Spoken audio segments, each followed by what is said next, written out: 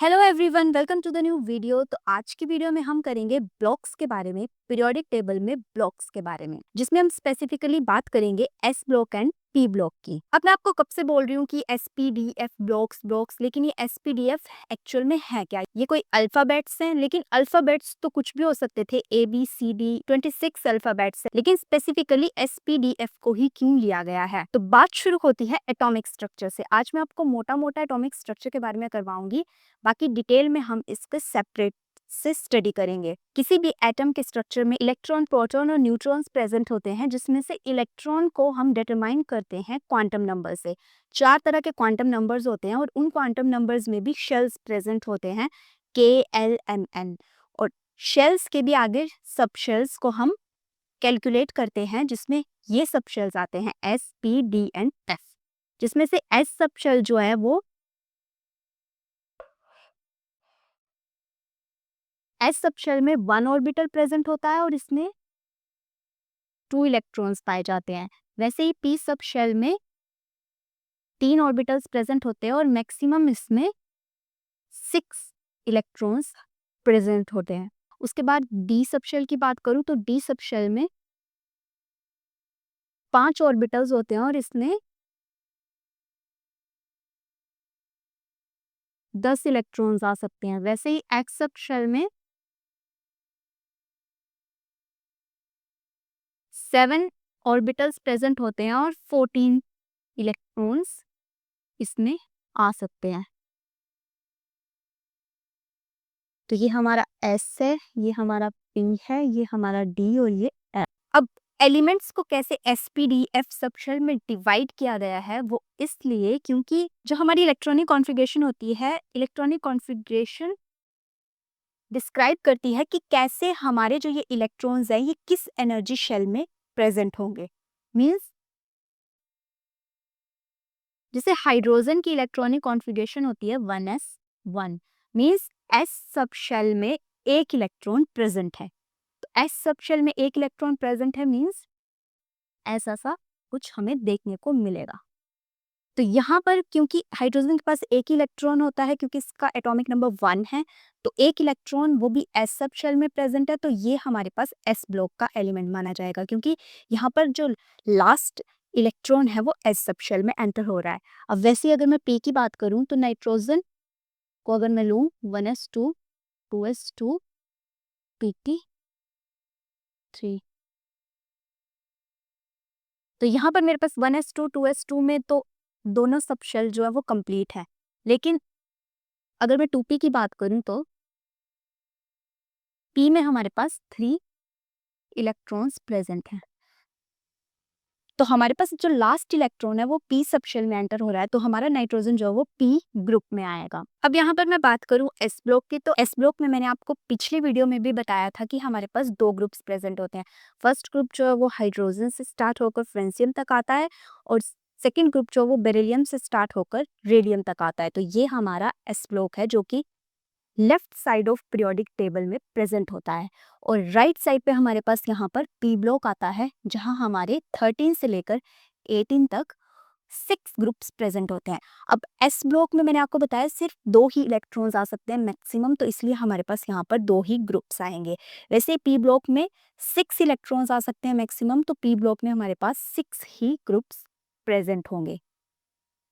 तो सबसे पहले यहाँ पर जो हमारा फर्स्ट ग्रुप है, इसको हम ग्रुप ए बोलेंगे, जो हमारा फर्स्ट ग्रुप है। और ये group number second, first group में हमारे पास इसको बोलते हैं एल्कली मेटल्स, और सेकंड ग्रुप को बोलते हैं alkaline earth metals. Alkali metals का ग्रुप जो है हमारे पास वो स्टार्ट होता है लिथियम से। हाइड्रोजन हमारा एल्कली मेटल में नहीं आता। अब हाइड्रोजन हमारा एल्कली मेटल में क्यों नहीं आता? क्योंकि पहला तो हाइड्रोजन नॉन मेटल है, और हाइड्रोजन एक ऐसा एलिमेंट है जो बहुत जगह यूज होता है, और इसकी हम सेपरेट से वाइडली इसको हम स्टडी करते हैं। हम इसको बाकी अदर एलिमेंट्स के साथ स्टडी नहीं करते, क्योंकि इसकी प्रॉपर्टीज अपने आप में ही बहुत डिफरेंट है। तो इसलिए हम इसको एल्कली मेटल्स में नहीं रखते हैं। एल्कली मेटल्स में हमारे पास सिर्फ lithium, sodium, potassium, rubidium, caesium और फ्रेंसियम ही आते हैं। अब इस एस ब्लॉक की हमारे पास जनरल इलेक्ट्रॉनिक कॉन्फ़िगरेशन होती है NS122, मीन्स एन हमारे पास कोई भी प्रिंसिपल क्वांटम नंबर हो सकता है 1 2 3 4 और एस हमारे पास सबशेल आ गया और 1 to 2 मीन्स मिनिमम एक इलेक्ट्रॉन फिल होगा और मैक्सिमम 2 इलेक्ट्रॉन्स फिल हो सकते हैं एस ब्लॉक में। अब इनकी कैरेक्टरिस्टिक्स की बात करें तो अल्कली मेटल्स हाईली रिएक्टिव होती हैं क्योंकि इसके आउटर मोस्ट शेल में एक ही इलेक्ट्रॉन प्रेजेंट होता है और इसको अपना सबशेल कंप्लीट करने के लिए सिर्फ एक और इलेक्ट्रॉन चाहिए जिससे ये स्टेबल कॉन्फ़िगरेशन को अटायर कर लेता है। तो इसलिए जो हमारे पास अल्कली मेटल्स है वो हाईली रिएक्टिव होती हैं और ये हमारे पास गुड कंडक्टर ऑफ इलेक्ट्रिसिटी भी होती हैं। लो मेल्टिंग और बॉइलिंग पॉइंट होता है इनका। जो हमारा सोडियम है वो टेबल सॉल्ट में प्रेजेंट होता है।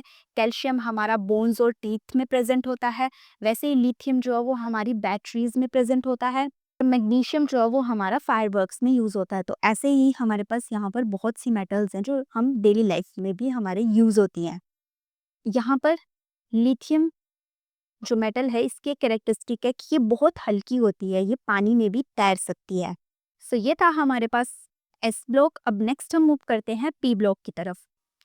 तो अब हम बढ़ते हैं अपने पी ब्लॉक की तरफ। पी ब्लॉक में हमारे पास 6 ग्रुप्स होते हैं जिसमें से 13 ग्रुप को हम बोरॉन फैमिली बोलते हैं, 14 को हम कार्बन फैमिली बोलते हैं, 15 को हम नाइट्रोजन फैमिली बोलते हैं, 16 को हम ऑक्सीजन फैमिली बोलते हैं, 17 को हम हेलोजेंस बोलते हैं और 18 को हम नोबल गैसेस बोलते हैं। 16 को हम कैल्कोजेंस भी बोलते हैं। पी ब्लॉक में हमारे पास मेटल्स, नॉन मेटल्स और मेटालॉइड्स तीनों प्रेजेंट होते हैं जिसमें से जो हमारा मेटेलिक कैरेक्टर है जब हम डाउनवर्ड की तरफ को मूव करते हैं तो वो इंक्रीज होता है और नॉन मेटेलिक कैरेक्टर जब हम लेफ्ट से राइट की तरफ को पीरियड में मूव करते हैं तो नॉन मेटेलिक कैरेक्टर इंक्रीज होता है। इस ब्लॉक की हाईली डाइवर्स प्रॉपर्टीज हैं, वेरिएबल ऑक्सीडेशन स्टेट्स हैं और साथ ही यहाँ पर हमारे इसेंशियल बहुत सारे एलिमेंट्स प्रेजेंट हैं जैसे कार्बन हो गया, नाइट्रोजन हो गया, ऑक्सीजन हो गया जो हमें डेली लाइफ में बहुत ज़्यादा जिसकी हमें नीड होती है। अब इसमें से कार्बन हमारा ऑर्गेनिक कंपाउंड की बेसिक यूनिट है, नाइट्रोजन हमें फर्टिलाइजर्स में यूज़ होती है, ऑक्सीजन हमें इनहेल करने के लिए रेस्पिरेशन में यूज़ होती है। फिर हमारे पास सिलिकॉन आता है, सिलिकॉन हमारा शैम्पू वगैरह में यूज़ होता है। फिर उसके बाद हमारे पास इस यहाँ पर और भी कई एलिमेंट्स है। क्लोरीन हमारा जो वाटर प्योरीफाइंग में यूज़ होता है और हमारा जो हीलियम है वो बैलून्स में यूज़ होती है। नियॉन जो हमारा नियॉन साइन बनाने में यूज़ होती है।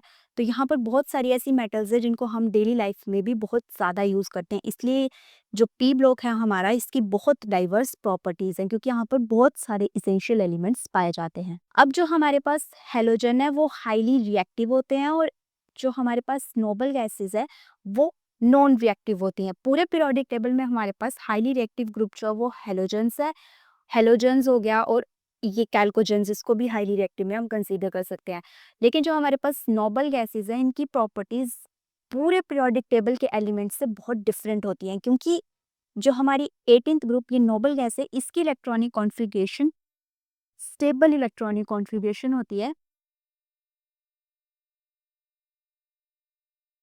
जिसमें पी सब शेल में 6 इलेक्ट्रॉन्स पाए जाते हैं। मतलब इसकी फुल इलेक्ट्रॉनिक कॉन्फ़िगरेशन है। तो अगर किसी चीज़ की कोई चीज़ स्टेबल है वो अपनी स्टेबिलिटी को लूज़ नहीं करना चाहती, तो अगर इसको हम किसी के साथ भी रिएक्ट करवाएंगे तो ये रिएक्ट ही नहीं करेंगे क्योंकि ये ऑलरेडी स्टेबल है तो इनको स्टेबिलिटी अपनी लूज़ करनी ही नहीं है। तो इसलिए ये नॉन रिएक्टिव होती हैं।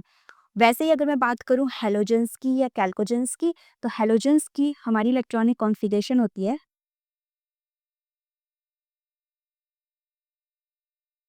अब हेलोजन के पास सिर्फ एक इलेक्ट्रॉन की कमी है। अगर एक इलेक्ट्रॉन उन्हें कहीं से भी मिल जाए तो वो stable electronic configuration means noble gases में कन्वर्ट हो सकते हैं।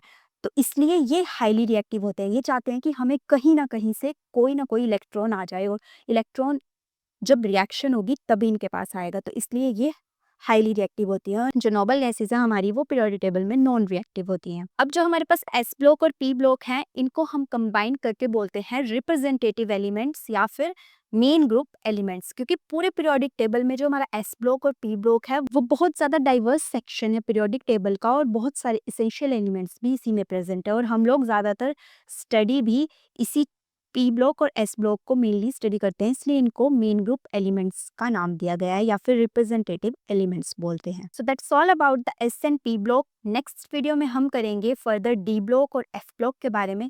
तो मिलते हैं नेक्स्ट वीडियो में, तब तक कीप लर्निंग एंड एक्सप्लोरिंग ज्ञान विद विज्ञान।